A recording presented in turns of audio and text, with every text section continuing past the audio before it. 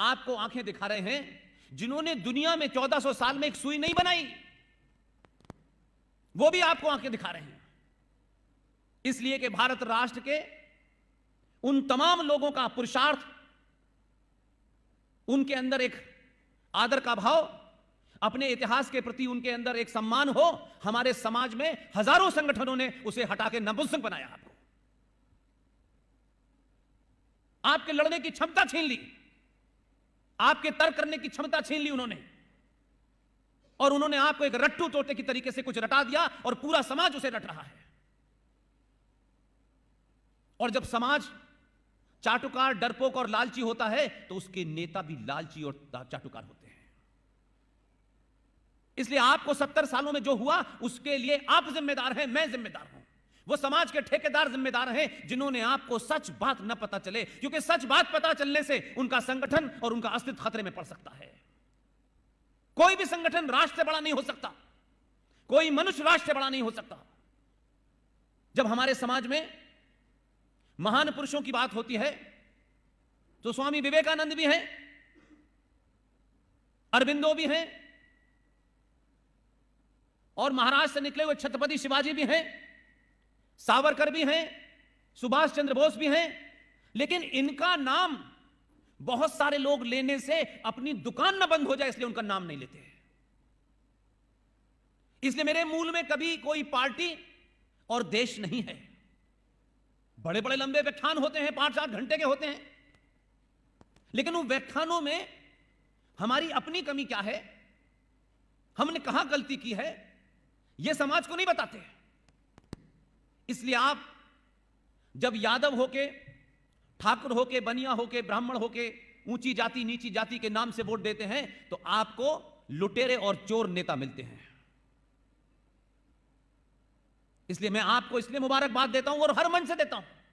गुजरात में आया हूं ऐसा नहीं है, यह नेताओं की प्रवृत्ति होती है कि गुजरात में गुजराती बोलो और कश्मीर में जाके कश्मीरी भाषा बोलो। पूरे देश में मैं जहां जाता हूं साफ साफ कहता हूं, इस देश को गुजरातियों का धन्यवाद करना चाहिए।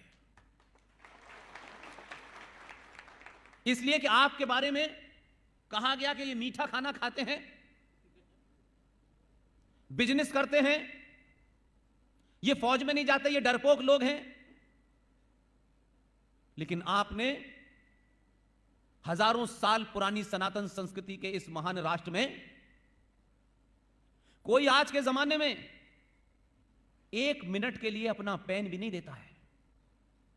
अगर आप किसी को पेन दे भी देते हैं दस्तखत करने के लिए तो भी उसके सर पे सवार रहते हैं कि लेके ना चला जाए। आपने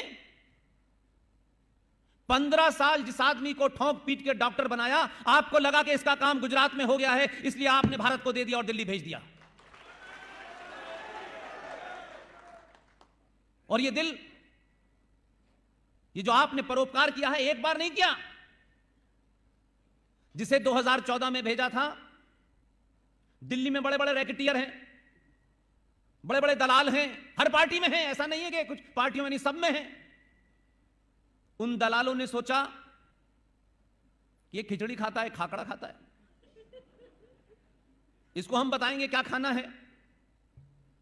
लेकिन आपने इतना ठोंक पीट के भेजा कि दिल्ली के बड़े बड़े लोग ये सोचने लगे करें क्या। तो जब उन्हें कुछ नहीं मिला तो भारत सरकार ने जो उन्हें अवार्ड दिए थे वो लौटा दिए। गुस्सा आया तो उन्होंने अवार्ड ही लौटा दिए। फिर अवार्ड खत्म हो गए, आप क्या करें। तो कभी वो पाकिस्तान में जाके डराते हैं, वहां की आईएसआई से कहते हैं भाई हमारी मदद करो, इसे हटाओ, हमसे तो हट नहीं रहा ये। और ये सिलसिला चला और 2019 तक पूरे देश में, दुनिया में यह माहौल बन गया कि जिस आदमी को आपने भेजा था वो अकेला पड़ रहा है, कुछ कमजोर पड़ने लगा है क्या। आपने उसकी हिम्मत बढ़ाने के लिए 2019 में दूसरा भी भेज दिया।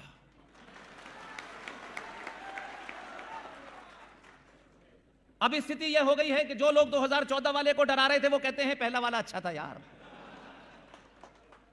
ये तो सुनता कम है और मारता ज्यादा है।